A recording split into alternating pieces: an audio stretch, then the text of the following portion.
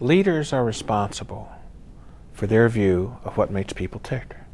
We say this to our students in our strategy course, and we say it to them in our ethics course. They have to understand what their implicit ideas are about why people do what they do. Everybody's got one of these narratives about what really makes people do what they do. And we try and get them to be explicit about that. Give you an example that comes to mind. Management theorist now passed away named Harry Levinson was a psychoanalyst, and he coached a lot of executives, and he would hang out at the business school at Harvard and talk to a lot of executives about motivation and why they did what they did. And he's famous for asking people, what's the kind of major theory or idea behind motivation in most companies? And they said, well, you know, it's rewards and punishment. And I've asked that same question to lots of executives and students today, and they say the same thing. It's rewards and punishment.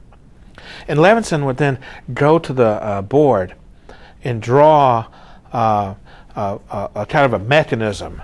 And on one end was a carrot, and on the other end was a stick, and there'd be a blank space in between. So it's this thing like this, a carrot here, a stick here, a blank space in between. And he would say, what's in the middle between the carrot and the stick? And the students always said, a jackass. And so Levinson coined this beautiful idea. It's a book that's just now back in print called The Great Jackass Fallacy.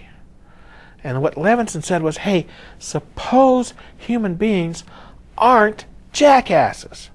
Suppose they're just a wee bit more complicated than jackasses.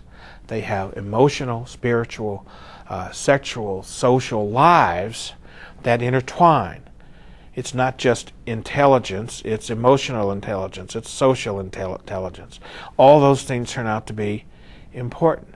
Think of what you leave on the table if you treat them as jackasses.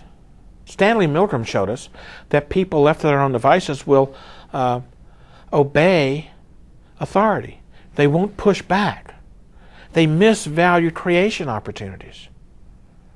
I can tell you that I once had a conversation with my son in which I said to him, I said, look, I can't take you to some camp.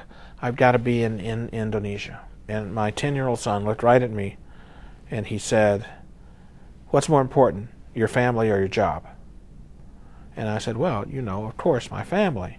And he said, you're not acting like it. Now, I tried to give him permission to push back, and as a 10-year-old, he's pushing back, and guess what? He was right. And so I said to him, I said, you know, you're right. I've got to go to Indonesia, which I've got to keep the commitment that I have. But let me tell you, I'll stay home next summer. I won't travel at all, and we'll do some stuff together. We created a lot of value because he pushed back. It's value that we've been able to sustain for many years. If he hadn't pushed back, that value never gets created.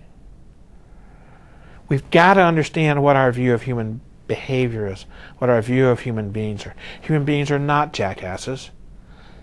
They will obey authority. They crave autonomy.